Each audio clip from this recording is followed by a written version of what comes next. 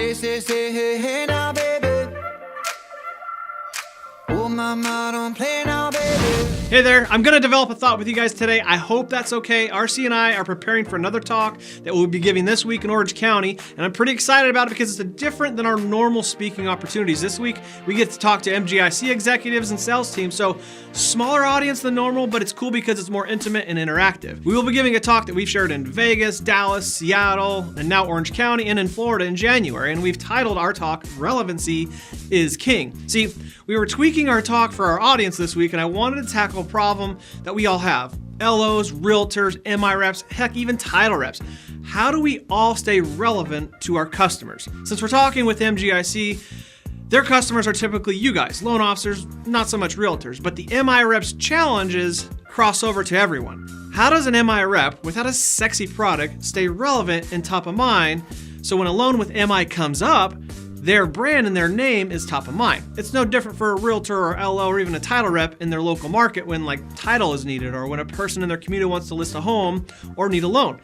Who do they first think of? Even relevant enough to pop into their mind? Let's be honest here, for most of us, the answer is no, and we can say that with certainty because of the 80-20 rule, where 20% of the realtors and loan officers are doing 80% of the business. So for the vast majority of us, and no offense here, no, your name isn't top of mind or relevant. So how do we change that? That's why we developed this talk, and inside of it is this new thought. We need to diversify our frequency. Now, what in the freaking world does that mean? Well, again, let's think of this problem in the context of an MI rep. How do you typically see them?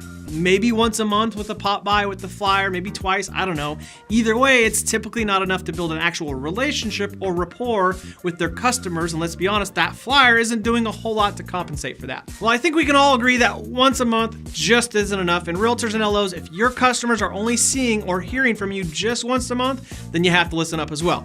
First, the frequency as to how often you touch your customers needs to increase. I think we can all agree on that, but not in a linear sort of way. Now, what does that mean? Well, in other words, let's leverage an old school controversial show where we disagreed with the 33 touch program. 33 pieces of mail is just too much, right? 33 visits by an MI rep a month, probably just too much, right?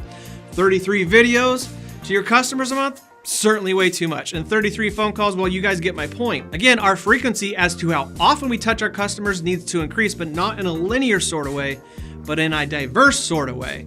We need to diversify our frequency of touches. This is why leveraging and understanding technology is so important. Now, what does that look like for a salesperson? Well, certainly a pop by in person is needed, but I would argue that a happy hour or a lunch versus a quick pop by is more effective. Now, second, we need to touch them via social media, not with a garbage political post, but something of value, and you don't always need to be the author of the content. It just needs to be of value. I just sent my friends who run the biggest real estate office in Washington a great post by Tom Ferry talking about the top 10 reasons why realtors fail. Great value to them. I wasn't the author of the content, but I did provide value for my friends, and they're probably going to share that with their entire teams and discuss it. So, pretty good value. Third, get into video. If you've lived under a rock, then you don't know that video consumption is up 360% across the board via social media.